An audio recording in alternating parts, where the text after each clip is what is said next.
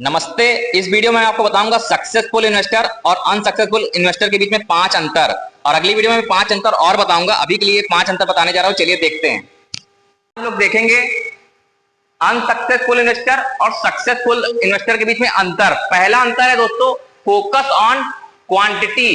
Unsuccessful investor जो होता है वो उसका पूरा फोकस होता है कि कितना ज्यादा स्टॉक वो खरीद ले। वो क्या करेगा, 5-10 रुपए वाले 20 रुपए वाले स्टॉक को ढेर सारा 100,000 क्वांटिटी 2,000 क्वांटिटी लेने की कोशिश करेगा, जिसमें उसको सफलता नहीं मिलने वाली, इसलिए वो अनसक्सेसफुल रह जाता है। और जो सक्सेसफुल इन्वेस्टर रहता है उसका फोकस होता है क्वालिटी पे, कि कंपनी का परफॉर्मेंस कैसा है, स्टॉक की क्वालिटी क्या है इसमें। और उसका फोकस ये नहीं होता कि कितने स्टॉक को खरीदे, उसका फोकस होता है कि स्टॉक क्या है वो कम ही खरीदे लेकिन रिटर्न अच्छा मिले। तो वो उसका फोकस होता है क्वालिटी पे। तो हमें भी फोकस किस पे रखना चाहिए, क्वालिटी पे, ना कि क्वांटिटी पे। दूसरा है प्रॉफिट को एंजॉय करना।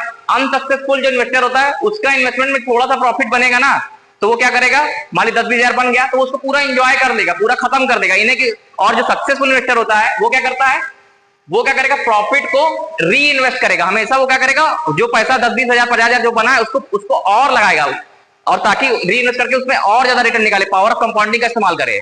और तीसरा है शॉर्ट टर्म व्यू। बोलने के लिए तो इन्वेस्टर है ये, लेकिन 2-4-6 महीना अगर इनको रिटर्न नहीं मिलेगा तो ये इनका व्यू शॉर्ट टर्म रहता है, यार मैंने पैसा लगाया अभी तक बढ़ा नहीं, अभी बढ़ा नहीं। और लेकिन जो सक्सेसफुल इन्वेस्टर होता है उसका लॉन्ग टर्म विजन होता है, उसका फोकस होता है 5-10 साल बाद ये स्टॉक कितना रिटर्न देगा मुझे, उसका फोकस उस पर होता है, और वो अपने इन्वेस्टमेंट को री इन्वेस्ट करके बढ़ाता जाता है।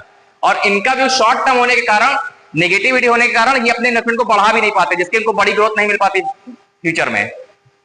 चौथा है all eggs in one plate. Unsuccessful investor क्या होता है, अगर किसी ने कोई स्टॉक बता दिया, कोई स्टॉक बहुत चल गया, उसी में सारा पैसा लगा देगा, यानी एक ही प्लेट में सारे अंडे रखेंगे दोस्तों, तो अगर वो प्लेट गिरी तो सारे अंडे फूट जाने वाले हैं।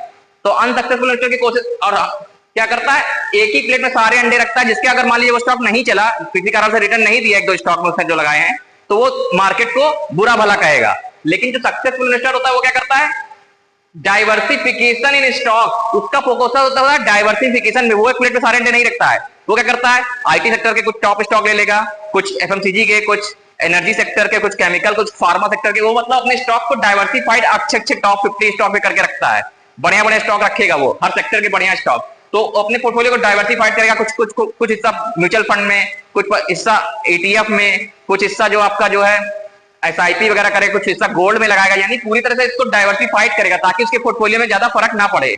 और पांचवा अंतर जो है वो डिपेंडेंट का है। अनसक्सेसफुल इन्वेस्टर हमेशा डिपेंडेंट रहता है। कभी किसी न्यूज में, मीडिया चैनल में किसी ने बता दिया कोई स्टॉक खरीद लो, कोई दोस्त ने बोल दिया, कोई रिश्तेदार ने बोल दिया, वो खुद की रिसर्च नहीं करता, वो हमेशा डिपेंड रहता है दूसरों पे, जिसलिए वो अच्छा रिटर्न मार्केट से नहीं निकाल पाता। और सक्सेसफुल इन्वेस्टर क्या करता है, ऑलवेज इंडिपेंडेंट। वो अपनी रिसर्च करेगा, अपने से फंडामेंटल देखेगा, अपने से स्टॉक को टेक्निकल देखेगा, अपने से चार्ट देखेगा, अपने से कंपनी के रिजल्ट को देखेगा, समझेगा कंपनी क्या बिजनेस कर रही है, कंपनी के क्या प्रोडक्ट है, वो सारी चीजें वो खुद से देखता है, जिसकी वजह से उसका कॉन्फिडेंस हाई होता है, और वो स्टॉक को लंबे समय के लिए होल्ड करके एक अच्छा पैसा बनाता है। तो हमें भी कोशिश क्या करना चाहिए, डिपेंडेंट नहीं रहना चाहिए दूसरों के ऊपर, हमें ऑलवेज इंडिपेंडेंट रहना चाहिए अगर हमें सक्सेसफुल इन्वेस्टर बनना है। चलिए अगली वीडियो में आपको 5 अंतर